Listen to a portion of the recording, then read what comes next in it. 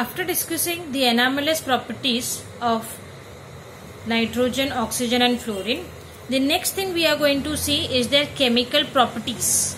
Chemical properties of the members of group 15, group 16, group 17 as well as group 18. Now in this we will be seeing with what they combine with to form which element, which compounds, and what are the properties of the compounds which they combine to form. The first one we are going to see is what forms when elements of group 15 combines with hydrogen. Now all the elements of group 15 form hydrides of the type EH3.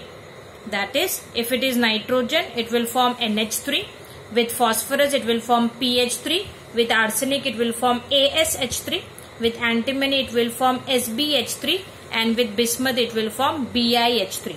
These are nothing but our hydrides. Hydrides of nitrogen, hydride of phosphorus, hydride of arsenic, hydride of antimony and hydride of bismuth.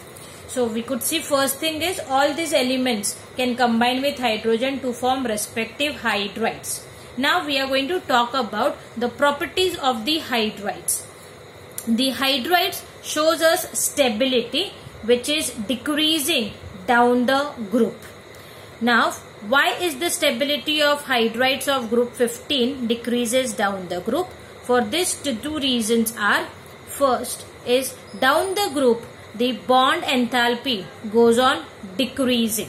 Why bond enthalpy goes on decreasing? Because of the bond length. Down the group the bond length between your element and the hydrogen goes on increasing. Why this increases? Because down the group the E, that is your element of group 15's atomic size goes on increasing. As its atomic size goes on increasing, definitely the length distance or the length will go on increasing between the atom and the hydrogen atom. As the bond length increases, bond enthalpy decreases, and because bond enthalpy decreases, you could break the bond easily. If the bond can be broken easily, definitely its stability will be less. So this is how the three are correlated with each other. Bond length inversely proportional to bond enthalpy and stability directly proportional to each other. Okay, so as the stability down the group goes on decreasing, means their ability to break the bond and generate hydrogen goes on increasing, and that is a reason down the group their reducing character goes on increasing.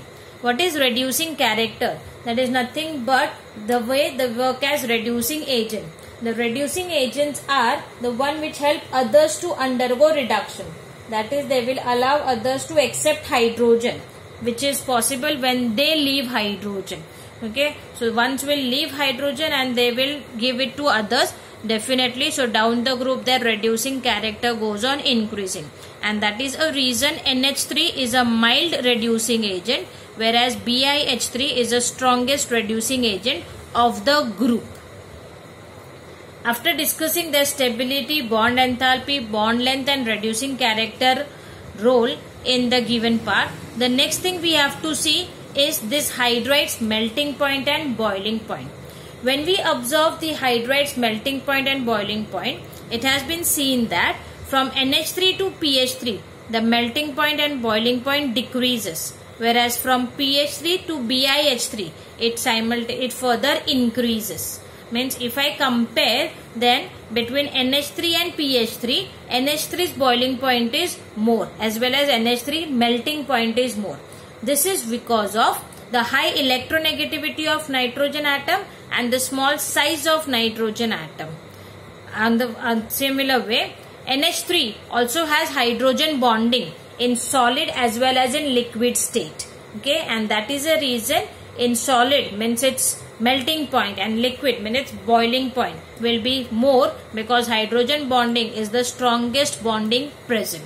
So this might be the reason why NH3 is having higher melting point and boiling point compared to that of PH3, right? So this is what we have studied, what happens when the members of group 15 combines with hydrogen, and when they combine with hydrogen to form respective compound, what is the trend of that compounds.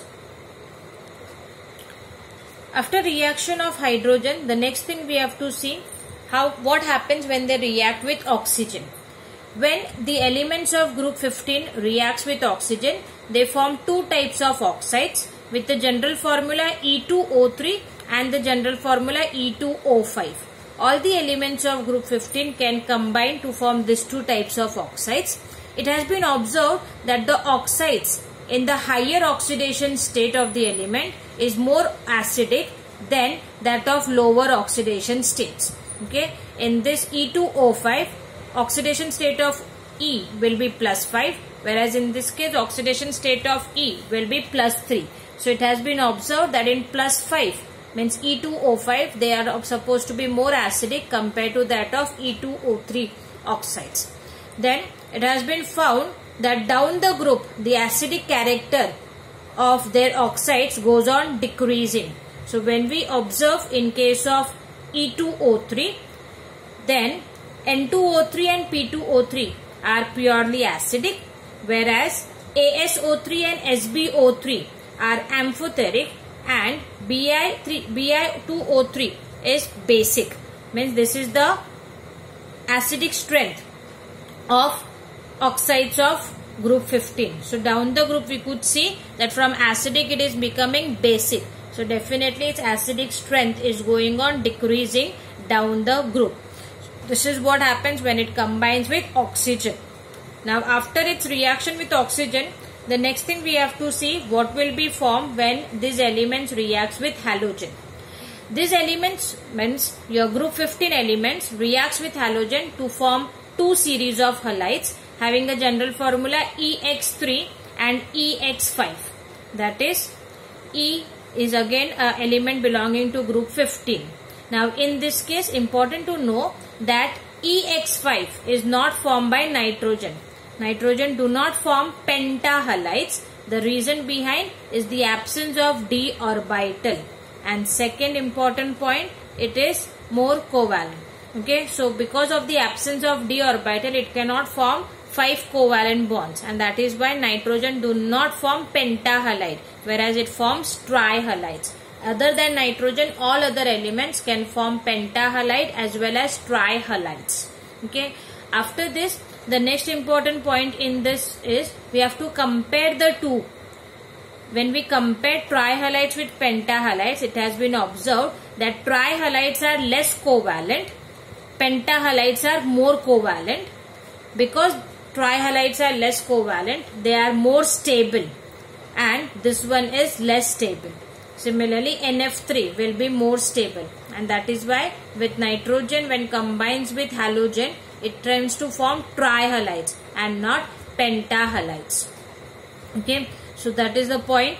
When it combines with halogen, results into formation of trihalides or pentahalides. The question can come as give reason why NX5 is not possible. The reason for that is it cannot result into 5 covalent bond formation due to absence of d orbital, because it is a member of second period element. Maximum it can have is only s and p orbital. Okay, so that can be the reason for the question is NX5 does not exist. After reaction with hydrogen, oxygen, fluorine, the next we have to see how do they react with metals. All the elements of group 15 reacts with metals to form their binary compounds exhibiting -3 oxidation states. Means in this they will combine with metals so as to form a -3 oxidation state compound. For example, calcium nitride. If you observe in this, nitrogen's oxidation state is -3. Next we have calcium phosphide. Even in this, the oxidation state of phosphorus will be -3. Sodium arsenide. Again in this it will be observed as -3. Zinc antimonide. In this, antimony's oxidation state is again -3. Magnesium bismuthite. In this you could observe again bismuth's oxidation state is -3. So they do combine with metals so as to form a binary compounds. But in all these ides, the respective element of group 15 will show -3 oxidation state.